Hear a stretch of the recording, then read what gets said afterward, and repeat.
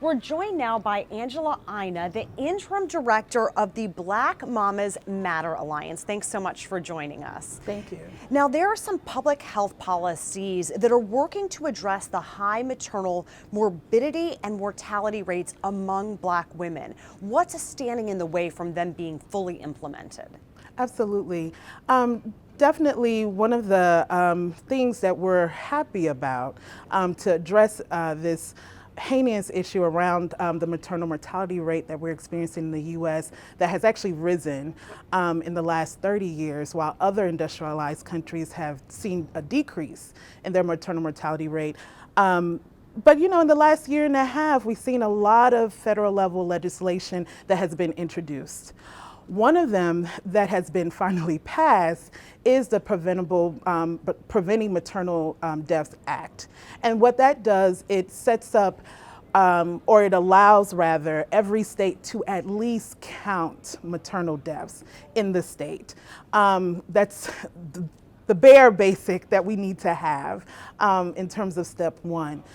Now, definitely, there have been a number of other legislations that have been passed at the federal level that is really looking to specifically address this health disparity that's being experienced by Black women, looking at anything from expanding the pregnancy medical home, wanting to see even Medicaid to provide reimbursement rates for doula services and other non-clinical perinatal health support services for specifically not only for Black women, but other low-income women and in the rural areas of the nation.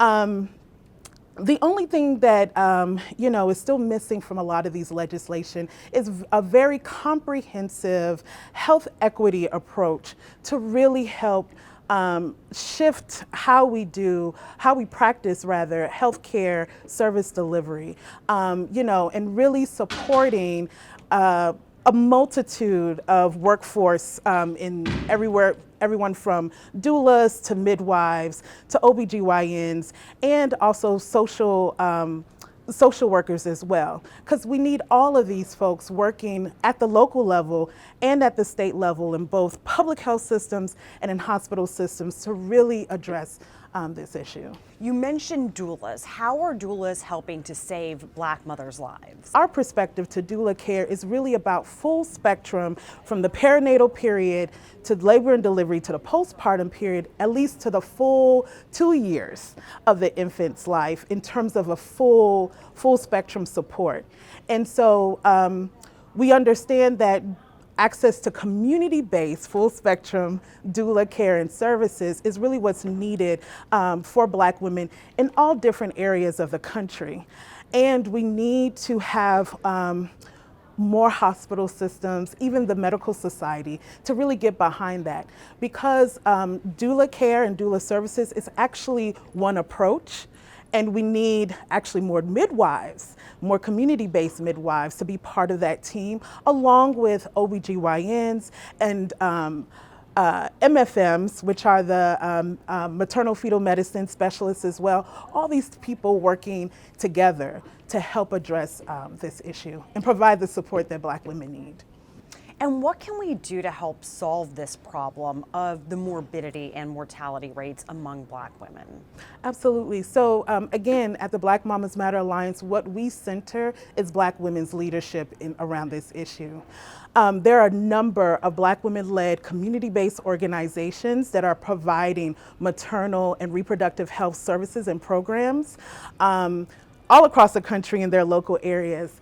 And we really need to be uplifting that work, especially from a public health perspective. We've seen a number of funding towards maternal health programs and also other kinds of maternal health interventions. And we're really pushing to see more of an investment in these community-based programs, because these are the folks that really know the dynamics of the community. They really know how to work with Black women and families to really get them to the different support services that they need. And so really, it is those Black women-led organizations, also our Black women researchers and scholars who do this work to really find the key data to really build the evidence of holistic maternity care, midwifery care that is really going to be very helpful to address this issue. Angela, thank you so much for your commitment to this issue and for joining us and educating us tonight. Thank you.